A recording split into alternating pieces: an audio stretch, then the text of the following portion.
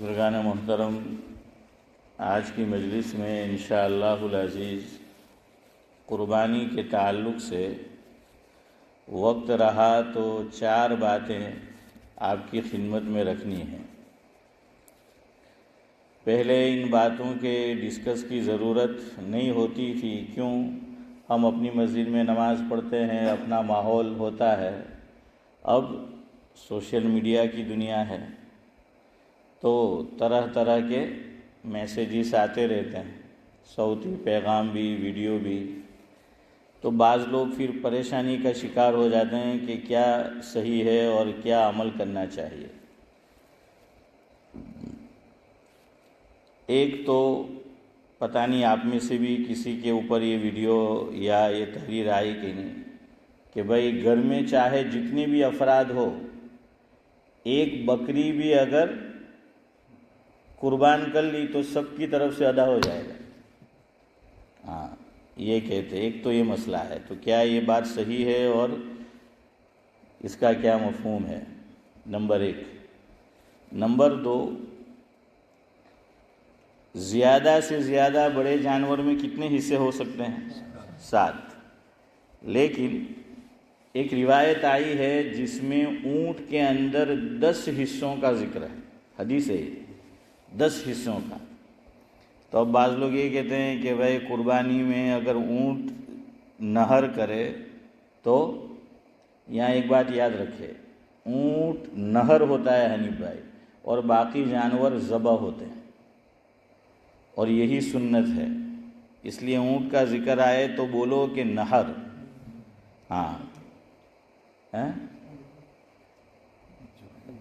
عارف بھائی پوچھ رہے کہ نہر کا کیا مطلب؟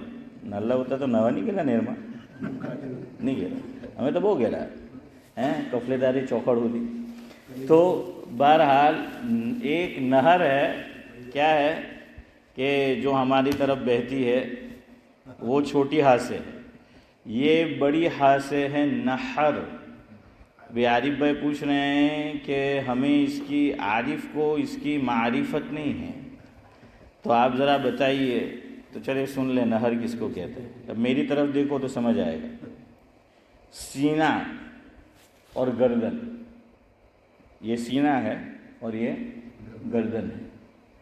اونٹ کے علاوہ باقی جانور کو جب ذبح کیا جاتا ہے تو چھری کہاں پھیری جاتی ہے؟ گلے پہ پھیری جاتی ہے۔ اور کتنی رگیں ہوتی ہے؟ بس 2 3 کسی بس کھائے سعد اللہ بھائی بھی کھایا کر لو سے خبر ببر کئی ہیں۔ 4 جو ہیں وہ ہوتی ہے۔ کتنی رگیں ہوتی ہے؟ 4 رگیں جو ہیں وہ ہوتی ہے۔ کتنی کٹنی چاہیے؟ 4 نہیں، جی۔ تو بہرحال کیا ہے کہ چھری گلے پہ چلائی جاتی ہے، اونٹ کے علاوہ باقی جو جانور قربان کیے جاتے ہیں۔ تو اس کے لیے آتا ہے لفظ ذبح، کہ ذبح کرنا۔ اور اونٹ کے لیے چودھری صاحب نہر، تو اونٹ کو ذبح نہیں کیا جاتا، اس کو نہر کیا جاتا ہے۔ تو میں نے کہا کہ سینہ اور گردن، تو اونٹ جو ہیں اس کے سینے اور گردن کے درمیان کیا جاتا ہے؟ خنجر جو ہے وہ گھونپا جاتا ہے، وہ مارا جاتا ہے۔ تو یہ یہاں سے لے کر یہاں تک درمیان میں، تو یہ جو اتنا حصہ ہے، اس لیے اس کو کیا کہا؟ نہر۔ تو اونٹ کو اس طرح چھری نہیں چلانی جس طرح اور جانوروں پر چلائی جاتی ہے۔ اور علماء نے لکھا ہے کہ اگر کسی نے چلائی تو اونٹ حلال تو ہوگا گوشت، لیکن اس کو یہ جو ہم نے کیا کیا، نہر کیا، تو نہر کی جگہ ذبح ہو گیا، یہ خلاف سنت ہے۔ تو اونٹ کو نہر کرنا سنت ہے۔ تو فرق سمجھ آ گیا عارف بھائی کہ نہر کہاں کیا جاتا ہے؟ سینے اور گلے کے درمیان میں، وہ گلے میں نہیں، ڈائریکٹ گلے میں جو ہے وہ نہیں مارا جاتا۔ اصل میں ہماری طرف ہوتا نہیں ہے، اس لیے پتہ نہیں چلتا۔ میں جب چھوٹا تھا تو کفلیتا کے اندر غالباً جو مجھے یاد ہے، کیونکہ اب کافی زمانہ ہو گیا، سلیمان بھائی ڈیگیا ہوا کرتے تھے۔ حافظ صاحب جانتے ہو؟ وہ حکیم بھی تھے، سلیمان چچا ڈیگیا۔ تو وہ لوگ شاید لائے تھے راجستھان سے اور انہوں نے کیا تھا اس کو. تو یہ بہت اس وقت میں چھوٹا تھا لیکن اتنا مجھے یاد ہے وہ لائے تھے ضرور. اب یہی لائے تھے یا کوئی اور وہ مجھے یاد نہیں. ہاں اونٹ کا گوشت کھایا زندگی میں ایک مرتبہ ہے جب 2010 میں اسماعیل بھائی حج کو گیا. تو جب میں حج میں گیا تو والسل کے اندر ایک صاحب رہتے تھے برما کے جو اب مانچسٹر موو ہو گئے. بلال بھائی اور کو ہوں نام قاسم ہوں نام. ہاں بلال بھائی میں نام بھول رہا ہوں. وہ والسل میں ہوتے تھے اب مانچسٹر موو ہو گئے. تو انہوں نے ماشاءاللہ کافی حج کیے اور وہ برما کے. اور آپ جانتے ہیں کہ مکہ مکرمہ میں پوری آبادی ہے ایک طرف, وہاں برما کے لوگ بہت ہیں نا حضرت مولانا. ہاں تو برما کے لوگ بہت ہیں, میں نام ان کا بھول رہا ہوں. تو وہ ہمارے ساتھ تھے, وہ ہمارے گائیڈ تھے.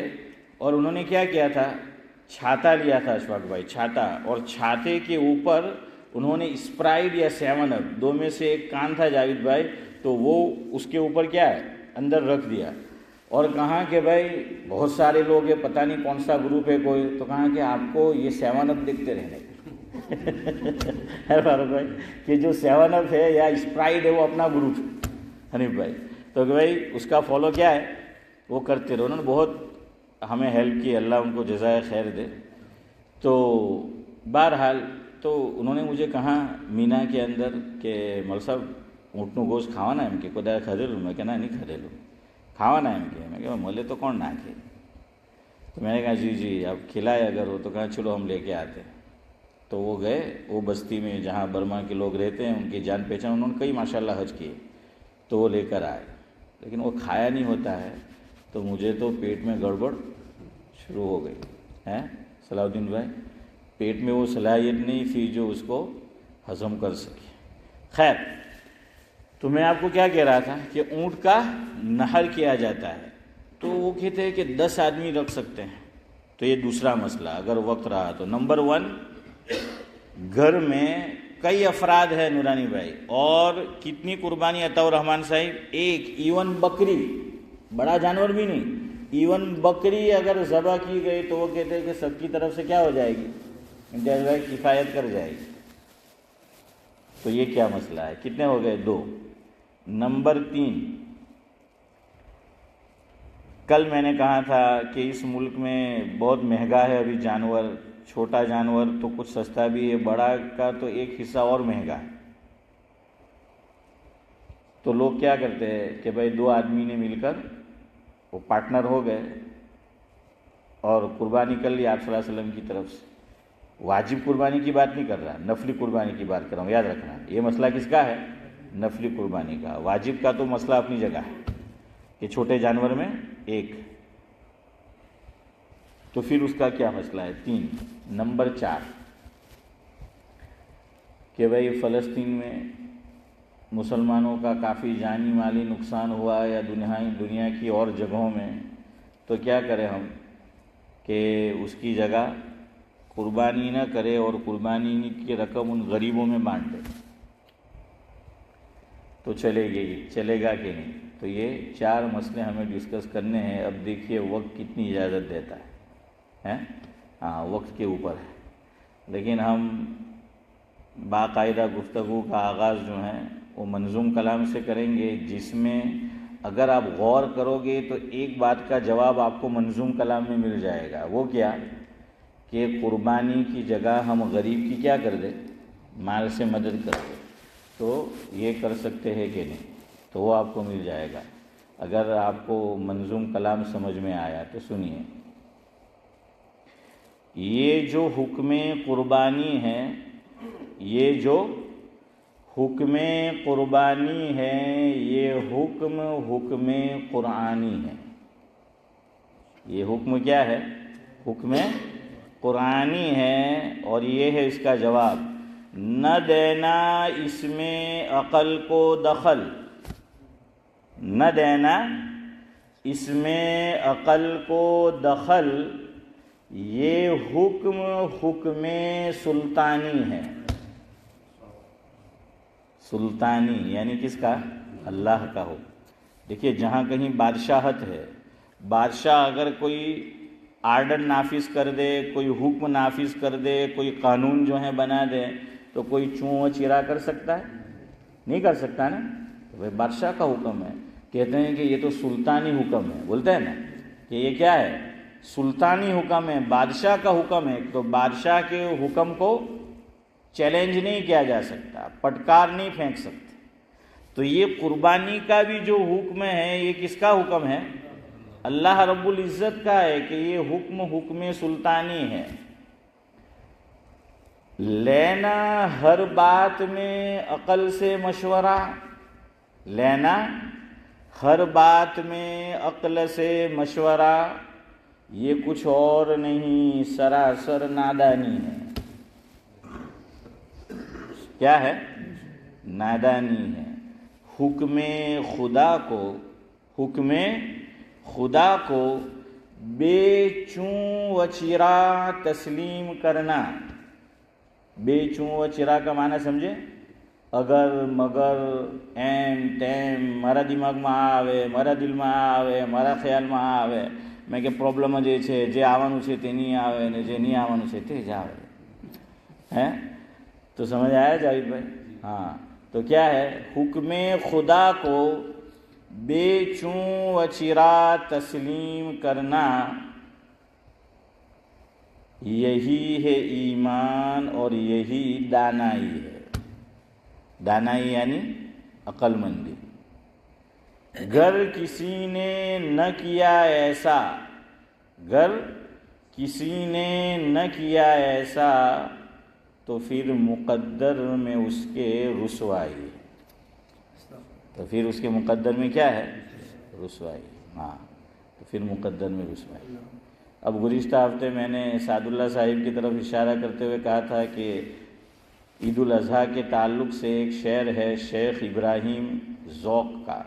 تو میں نے کہا کہ آپ کے لیے ہم کہیں گے تو آپ سب کے لیے ہیں، تو اس پر آپ آمین کہہ دیں. بہت اچھی بات کہی ہے. دعا یا کلمات ہے، شیخ ابراہیم ذوق کا شعر ہے. عید اضحیٰ تجھے ہر سال مبارک ہوئے، عید اضحیٰ تجھے ہر سال مبارک ہوئے، تجھ پہ ہو سایہ حق. سایہ حق سے کیا مراد؟ اللہ تعالی حق. کہ عید اضحیٰ تجھے ہر سال مبارک ہوئے، تجھ پہ ہو سایہ حق اور تیرے سائے میں جہاں. آمین تو کہہ دو، سمجھ آوے تو کہنا ہے بھائی. کیا کہا؟ دعا یا کلمات، یعنی اللہ تمہیں لمبی عمر دے کہ تم اللہ تعالیٰ کے سائے میں رہو اور یہ پوری دنیا تمہارے سائے میں رہے. یہ بالکل ویسی ہی بات ہے، انداز الگ ہے جو غالب نے کہا ہے کہ تم سلامت رہو 1000 برس، تم سلامت رہو 1000 برس اور ہر برس کے ہو دن 50,000. سب سے پہلے ام المدارس دارالعلوم دیوبند کے صدر مدرس کون گزرے ہیں؟ حضرت مولانا یعقوب صاحب نانوتوی رحمۃ اللہ علیہ. یہ سب سے پہلے دارالعلوم دیوبند کے کیا ہوئے ہیں؟ حافظ امتیاز صاحب صدر مدرس. تو ایک کتاب ہے جس کا نام ہے تاریخ دارالعلوم دیوبند.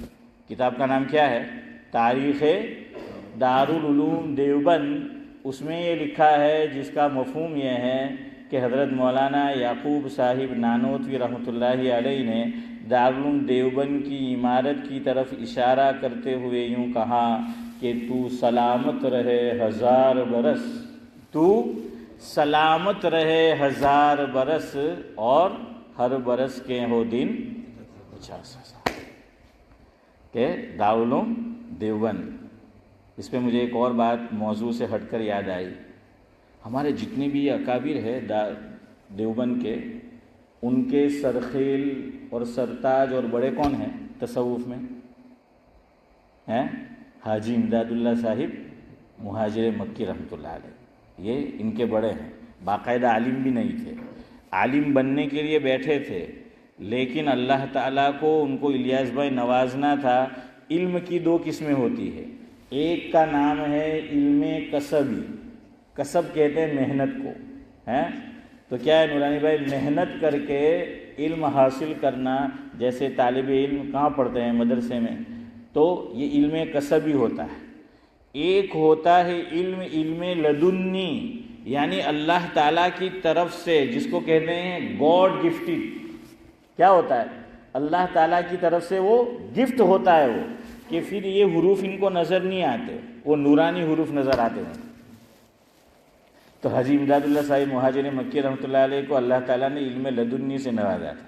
تو ایک صاحب حضرت کے پاس آئے، حضرت کے حالات میں لکھا ہے، مفہوم یہ ہے، وہ دارالعلوم دیوبند کے ذمہ دار تھے۔ تو کہنے لگے کہ حضرت دارالعلوم کے لیے جو ہے آپ دعا کر دیجئے ترقی کی۔ حضرت نے فرمایا راتوں کو پیشانی ہم رگڑے اور کریڈٹ تم لے جاؤ۔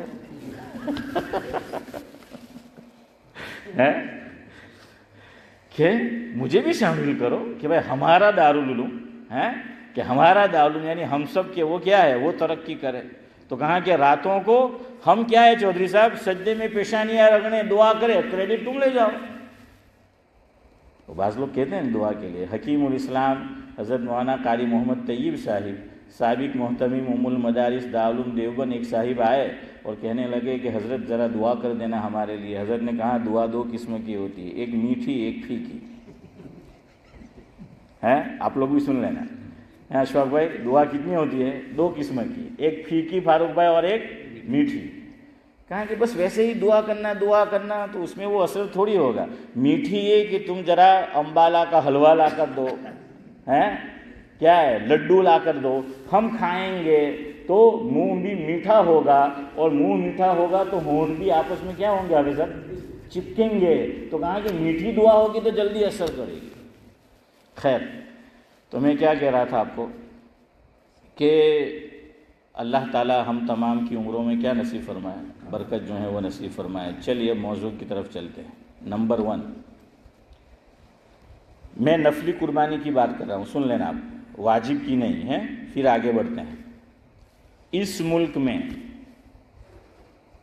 کوئی قربانی کرانا چاہتا ہے، اور کل آپ میں سے کسی نے مجھے بتایا تھا کہ قیمت شاید 320 پاؤنڈ یا 350 پاؤنڈ ہے۔ اب 2 آدمی مل کر چاہتے ہیں کہ آپ صلی اللہ علیہ وسلم کی طرف سے عطا الرحمن صاحب کیا کرے، قربانی کرے۔ کتنے آدمی مل کر؟ 2 آدمی۔ 2 سے آپ زیادہ بھی بنا لیں، لیکن ابھی ہم 2 پہ چلتے ہیں تاکہ مسئلہ سمجھنا آسان ہو۔ اور 350 پاؤنڈ ہم پکڑتے ہیں قیمت۔ تو 350 پاؤنڈ کا چھوٹا جانور ہے کہ بکرا لے لے، گھیٹا لے لے، دمبا لے لے۔ اب 2 آدمی ہو گئے، دونوں نے آدھی قیمت جو ہیں وہ ادا کی۔ کتنا ہو جائے گا سر؟ 175۔ تو اب 2 آدمی مل کر آپ صلی اللہ علیہ وسلم کی طرف سے قربانی کرنا چاہتے ہیں، اور نفلی قربانی چونکہ حضور صلی اللہ علیہ وسلم کی طرف سے ہیں۔ یہی مسئلہ رہے گا والدین کے لیے بھی، کہ اگر کسی کے والدین دنیا سے کیا ہے، جا چکے ہیں، تو وہ ان کے لیے کرانا چاہے، یا کوئی ایک دنیا سے چلا گیا ہے تو 2 بھائی مل کر قربانی کر رہے ہیں، یا 2 بہنیں مل کر قربانی کر رہی ہے، یا بھائی اور بہن مل کر جو ہے وہ قربانی کر رہے ہیں، تو یہ الاؤڈ ہے کہ نہیں، اس کی اجازت ہے کہ نہیں؟ سوال کیوں پیدا ہوتا ہے کہ یہ جو چھوٹا جانور ہے تو اس میں تو آپ جانتے ہیں کہ واجب قربانی صرف کتنے کی ادا ہو سکتی ہے؟ ایک کی ہے نا، ایک کی ادا ہو سکتی ہے۔ تو اس لیے سوال پیدا ہوتا ہے کہ بھئی یہ تو چھوٹا جانور ہے، تو اگر کسی کو آپ صلی اللہ علیہ وسلم کی طرف سے قربانی کرنی ہے تو حنیف بھائی کیا کرے؟ پوری قیمت وہ ادا کرے، یا والدین کی طرف سے یہ چھوٹا جانور کرنا ہے تو پوری قیمت وہ جو ہے ادا کرے۔ لیکن یہ 2 آدمی ہیں، تو یہاں علماء کے 2 نقطۂ نظر ہے۔ علماء کے کتنے ہیں؟ اس مسئلے میں 2 نقطۂ نظر ہے، یعنی 2 رائے ہے۔ پہلے میں دونوں رائے پیش کر دیتا ہوں، پھر کل والی سچویشن پیدا نہ ہو جائے کہ ہمارے چودھری صاحب نے پوچھا تھا کہ بہتر کیا، تو آج پھر کوئی پوچھے کہ بہتر کیا، تو اس سے بہتر یہ ہے کہ میں ہی بتا دوں کہ بہتر کیا ہے، تو وہ بھی جو ہے آپ کو چودھری صاحب انشاءاللہ بتا دیں گے۔ تو چلیے سنیے، کتنی آرا ہے؟ ارے یار کچھ بولو بھی یار، ہیں 2 ہے، کتنی آرا ہے؟ 2 ہے۔ پہلے میں اس پر آتا ہوں، جو لوگ اس کے جواز کے قائل ہے، یعنی جو کہتے ہیں کہ اس طرح قربانی کر سکتے ہیں. تو پہلے میں شارٹ کٹ میں وہ آپ کو سناتا ہوں. وہ کہتے جائز ہے, 2 آدمی مل کر بھی چھوٹے جانور میں آپ صلی اللہ علیہ وسلم کی طرف سے کرے یا مرحوم والدین یا والد کی طرف سے کرے, 2 آدمی مل کر تو جائز ہے. کیوں جائز ہے؟ وہ دلیل کیا دیتا ہے؟ دیکھیے حدیث پاک میں یہ مسئلہ کلیئر کٹ نہیں ہے. جب میں نے آپ کو یہ کہا کہ حدیث پاک میں نہیں, اس کا مطلب کہ قرآن کریم میں تو ہے ہی نہیں کلیئر کٹ, جب حدیث پاک میں بھی نہیں ہے. ٹھیک ہے, فقہا نے بھی یہ جو لکھا ہے تو باقاعدہ کوئی جزئی نہیں ہے, لیکن بہرحال سوال پوچھا ہے تو وہ پھر اس کو بتانے کی سمجھانے کی کوشش کی ہے. تو آپ ذرا سمجھیں, میں آپ کو کیا بتا رہا ہوں کہ 2 آرا ہے, 2 نقطۂ نظر ہے. کس کی ہم بات کر رہے ہیں, جواز کی یا عدم جواز کی؟ کس کی؟ ارے بولو, جواز کی, یعنی جو جائز ہے. وہ کیا دلیل دیتے سنو.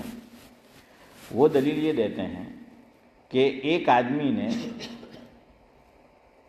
وہ بڑے جانور کے اوپر جاتے ہیں. اب بڑے جانور کی مثال لینی پڑے گی, بڑے جانور کی, کہ بڑا جانور ہے, گائے ہے, بیل ہے, بھینس ہے, تو 7 آدمی اس میں حصہ لے سکتے ہیں. تو کہاں کہ 7 آدمیوں نے حصہ لیا تھا قربانی میں. ایک آدمی کا انتقال قربانی سے پہلے ہو گیا. کتنے پارٹنر تھے, کتنے شیئر تھے؟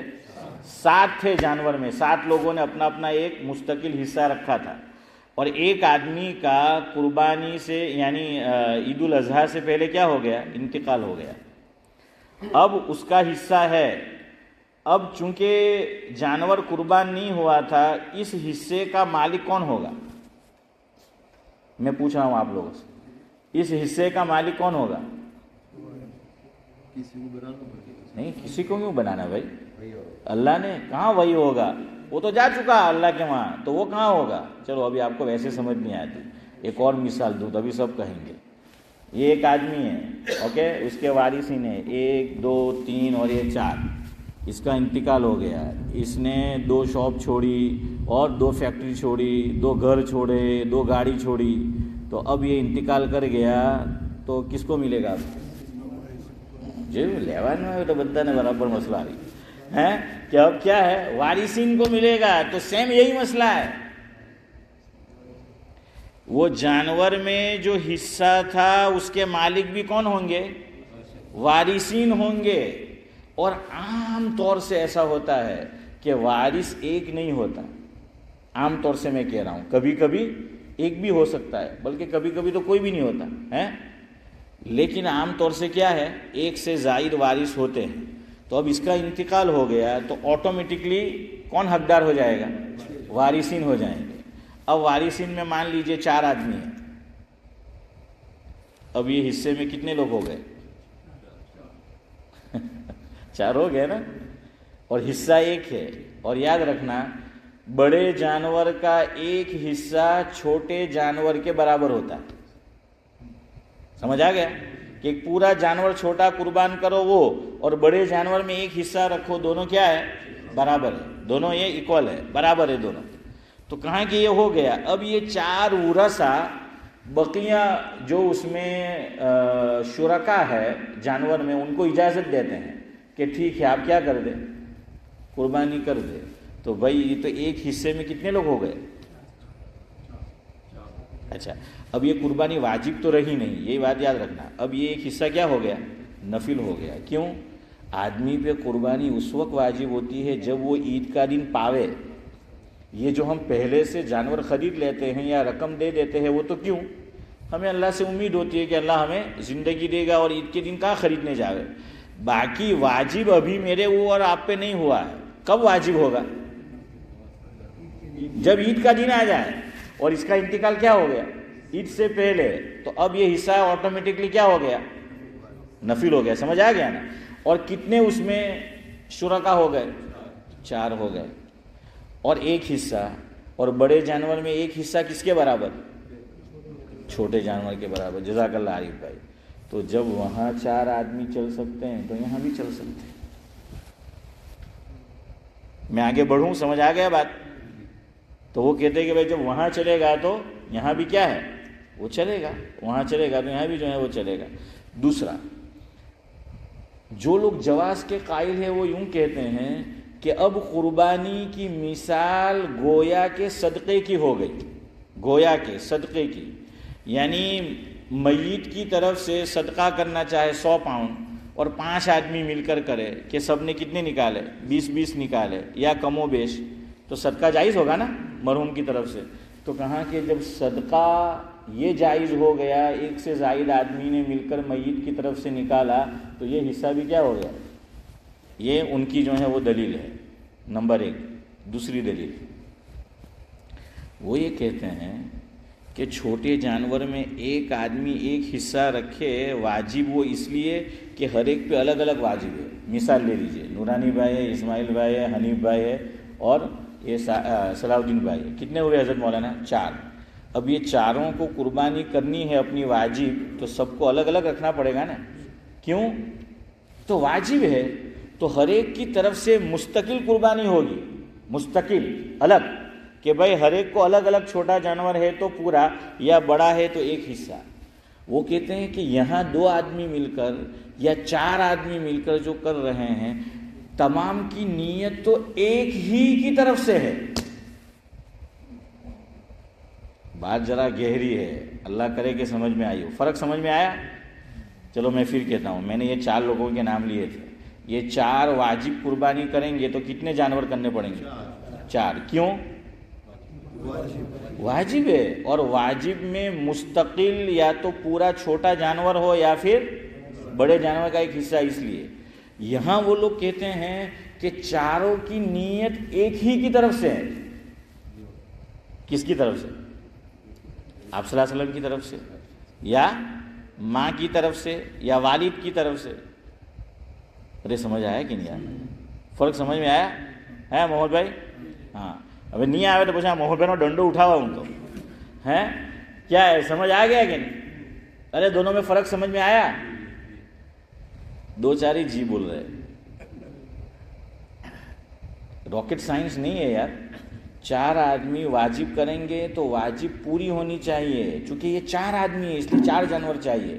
لیکن یہاں 4 مل کر یا 2 مل کر نیت ایک ہی کی ہے. چلو بس اب آگے چلتے. تو یہ انہوں نے کہا کہ اس لیے کیا ہے کر سکتے. البتہ ایک بات یاد رکھنی ہے، 2 آدمی نے مل کر آپ صلی اللہ علیہ وسلم کی نیت سے یا مرحوم والدین کی نیت سے قربانی کی اور دونوں نے آدھے پیسے نکالے. گوشت حسن بھائی کیا ہوگا؟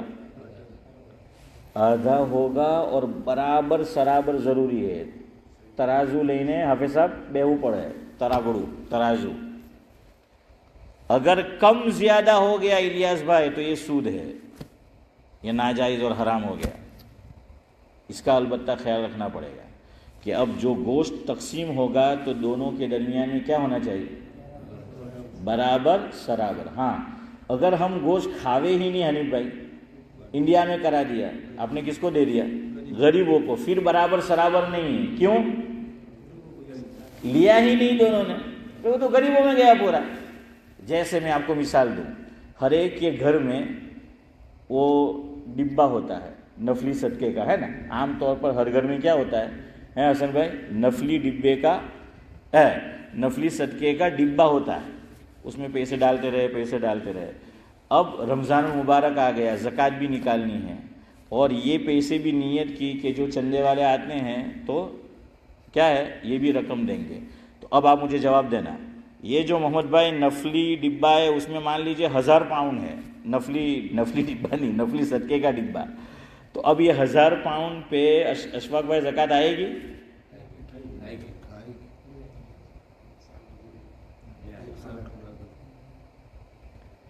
چلو ٹھیک ہے، آئے گی. اگر پورے 1000 پاؤنڈ ہی غریبوں کو دے دے تو آئے گی؟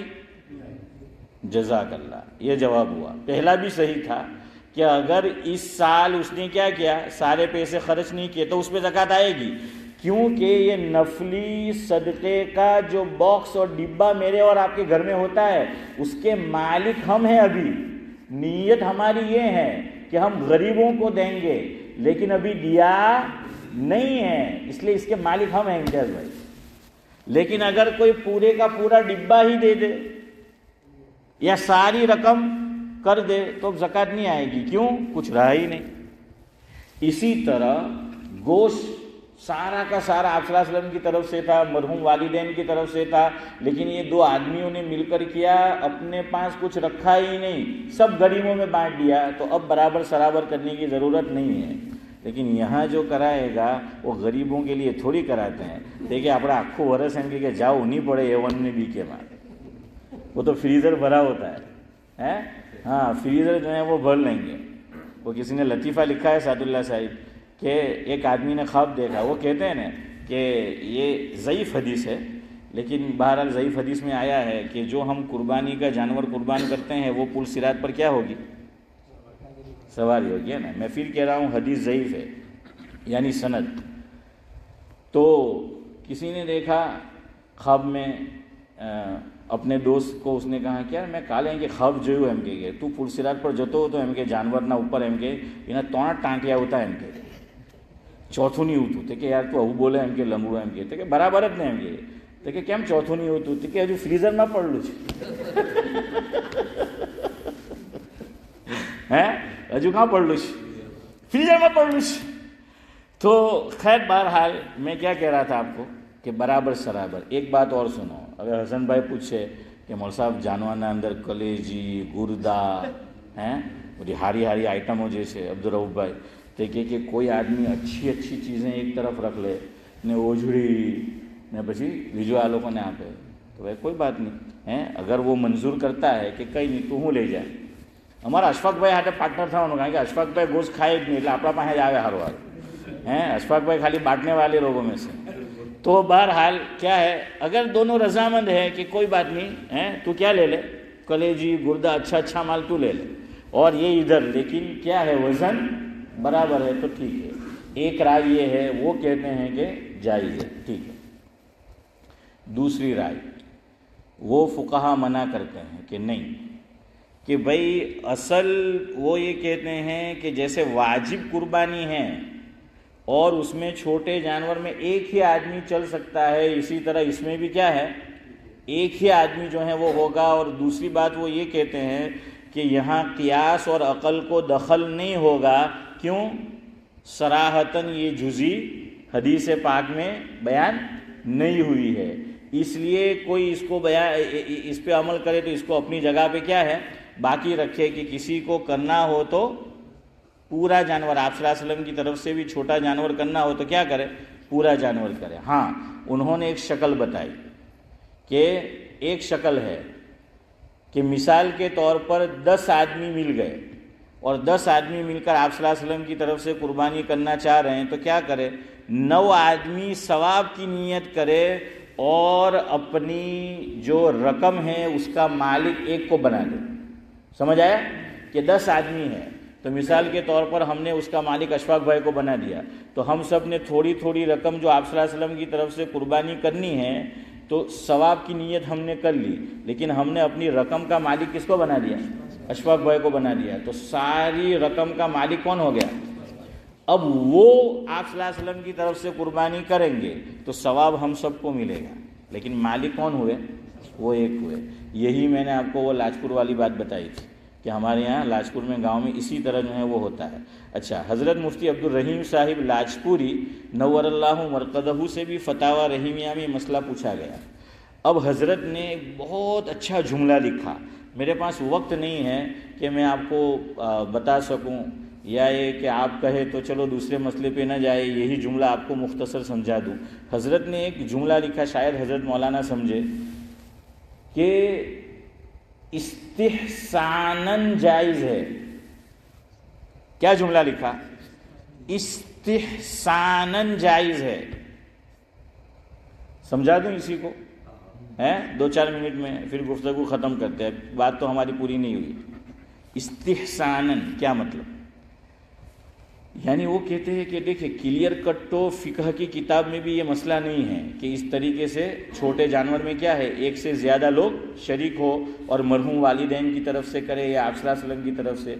इस्तिहसानन का मतलब ये होता है कि लोगों की सहूलत के लिए, लोगों की सहूलत यानी आसानी, کہ لوگوں کو آسانی ہو جائے اس لیے اس پہ عمل کرنا. سمجھ آ گیا؟ اس کا معنی ہے استحساناً. اور اس کی کئی مثالیں ہیں. اس کی کیا ہے؟ کئی مثالیں ہیں. میں 2 مثالیں آپ کو دوں. اس کی کئی مثالیں ہیں کہ فقہا نے استحساناً جائز قرار دیا کہ اس میں لوگوں کو آسانی ہو جائے، سہولت ہو جائے. کوئی آدمی روزے سے ہے، یہ استحساناً کی مثال ہے کہ ایک آدمی روزے سے ہے، روزے کی حالت میں دھول حلق سے نیچے اتر گئی، نمبر 1. نمبر 2، کوئی آدمی سگریٹ پی رہا تھا. مسلمان تو ظاہری بات ہے روزہ ہے، رمضان نہیں پیے گا، لیکن کوئی نان مسلم پی رہا ہے اور سگریٹ یا بیڑی یا حکا، اس میں سے دھواں نکلتا ہے نہیں نکلتا ہے، تو وہ دھواں جو ہے روزے دار کے حلق سے نیچے اتر گیا. بعض مرتبہ ہمیں کیا ہے، آپ بگاسو کے کہ کوئی سگریٹ پی رہا ہے نا، آپ نے بگاسو آئے اور ابھی ہاتھ رکھے، اس سے پہلے تو دھواں حلق سے نیچے اتر گیا یا دھول حلق سے نیچے اتر گئی. اور آپ جانتے ہیں کہ روزہ کوئی چیز حلق سے نیچے اتر جائے تو کیا ہو جاتا ہے؟ ٹوٹ جاتا ہے نا، روزہ ٹوٹ جاتا ہے. تو اس کا روزہ ٹوٹ جانا چاہیے، عقل یہی کہتی ہے اس کا روزہ ٹوٹ جانا چاہیے. لیکن استحساناً یہ کہا کہ اس کا روزہ نہیں ٹوٹے گا. کیوں؟ بھائی اس کے لیے ذرا سہولت ہو جائے، آسانی ہو جائے، ورنہ مشکل جو ہے وہ پیش آئے گی. تو اس کو کہا کہ استحساناً جو ہے وہ جائز ہے. دوسری مثال لے لیجئے. ایک آدمی روزے سے تھا، خاص طور سے شروع کے 1-2 دن میں ہوتا ہے کہ بھائی ایک آدمی باہر سے آتا تھا تو عادت تھی کہ فریز کھولا اور فریز کھول کر وہ اس کو پانی پینے کی عادت تھی کہ بھائی نماز پڑھ کر آیا یا جاب پر سے آیا، رمضان شروع ہوا، یاد نہیں رہا، فریز کھولا اور اس نے پانی کیا ہے پی لیا. اب پانی حلق سے نیچے اتر گیا، اس کا روزہ ٹوٹنا چاہیے کہ نہیں چاہیے؟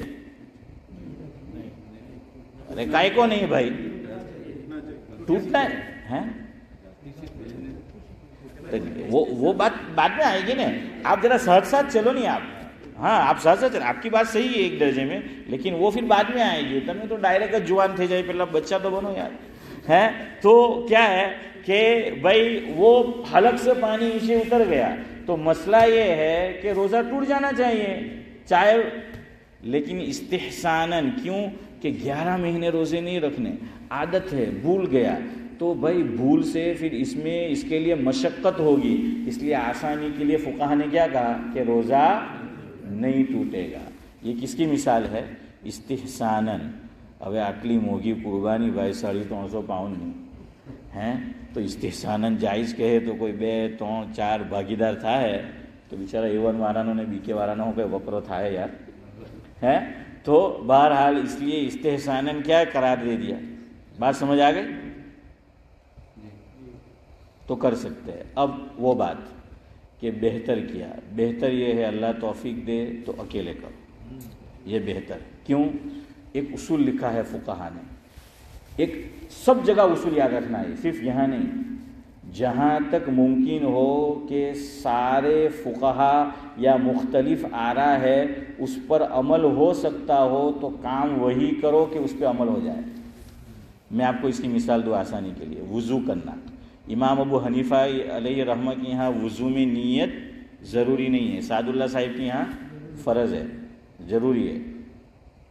امام مالک کے یہاں وضو میں ایک عضو خشک نہ ہو اس سے پہلے دوسرا دھونا کیا ہے امتیاز بھائی؟ واجب ہے. ایک سکائی گئی، ہمارے لوگوں کی عادت ہے نا، وضو کرتا کرتا کوئی آ گئی چالو تھی جائے بات چیت کروں تو وہ سوکھ گیا. اسی طرح موالات یعنی ترتیب بھی واجب ہے، موالات اور ترتیب بھی، کہ پہلے کیا کرنا؟ ہاتھ دھونا. آپ جانتے ہیں نا اسی طرح سے امام ابو حنیفہ کے یہاں کوئی پہلے پاؤں دھو لے، پھر ناک میں پانی ڈالے، پھر ہاتھ دھو لے، پھر ہو جائے گا. لیکن امام مالک کے یہاں ترتیب بھی واجب ہے. تو فقہا یہ لکھتے ہیں کہ وضو میں ٹرائی کرو کہ نیت بھی کرو تاکہ امام شافعی کے یہاں بھی صحیح ہو جائے. وضو میں ٹرائی کرو کہ ایک پارٹ ہمارا وضو کا خشک نہ ہو جائے، اس سے پہلے دوسرا کیا کر لو؟ دھو لو. ٹرائی کرو وضو کے اندر کہ پوری ترتیب سے ہم وضو کریں تاکہ سارے فقہا کے نزدیک کیا ہو جائے؟ صحیح ہو جائے، عمل ہو جائے. جزاک اللہ. دوسری مثال دوں، حالانکہ ہم کرتے نہیں ہیں ہماری مسجد میں بھی. امام شافعی علیہ رحمہ کے یہاں 17واں پارہ وہ جب ختم ہوتا ہے وہاں سجدہ تلاوت ہے، پتہ ہے نا آپ کو؟ ہاں، حضرت تھانوی نے لکھا کہ تراویح میں حافظ صاحب کو چاہیے کہ وہ 17واں پارہ جب پڑھے تو آیت سجدہ جو آئی ہے وہاں رکوع کر لے اور اس میں سجدہ تلاوت کی نیت کر لے تاکہ ہر ایک کے نزدیک کیا ہو جائے۔ حضرت تھانوی نے یہ بھی لکھا کہ اگر کوئی آدمی جیسے رمضان مبارک میں ہم قرآن پڑھتے پورا، تو سمجھانے کے لیے آپ کو کہوں کہ کسی نے سجدہ نہیں کیا، نیت یہ کی کہ الف لام میم سے والناس پورا ختم کر لوں پھر ساری آیت سجدہ تلاوت کروں گا، لوگ کرتے نا ایسا؟ ہاں، تو کتنے سجدے ہیں قرآن شریف میں؟ یہ دوسرا جواب صحیح ہوا۔ میں نے یہ نہیں پوچھا کہ ہمارے امام کے یہاں کتنے، میں نے یہ پوچھا قرآن شریف میں کتنے، تو آپ کا جواب کیا ہونا چاہیے فاروق بھائی؟ 15 ہونا چاہیے عارف بھائی کہ 15 کیوں 15 سجدے ہیں؟ اب میں آپ کو پوچھوں کہ ہمارے امام صاحب کے یہاں کتنے؟ 14۔ لیکن حضرت تھانوی فرماتے ہیں سب کے یہاں صحیح ہو جائے تو قرآن شریف تم اندر دیکھ کے پڑھ رہے ہو تو 14 سجدے مت کرو، 15 کرو، یہ اصول لکھا ہے نہیں بھائی۔ تو اب قربانی میں آپ مجھے بتائیے، ایک کہتے ہیں جائز، ایک کہتے ہیں نہیں جائز، ایک سے زائد اس میں پارٹنر ہوں گے، سب کے نزدیک صحیح ہوا؟ نہیں۔ اور اگر اکیلا ہوگا تو سب کے نزدیک صحیح ہو گیا۔ یا دوسری شکل کہ 9 آدمی یا دوسرا آدمی کیا کر دے، ثواب کی نہیں ہے تو دوسرے کو کیا بنا دے؟ مالک بنا دے۔ تو اس لیے بہتر صورت اور بہتر شکل یہ ہے، سمجھ آ گیا؟ ہاں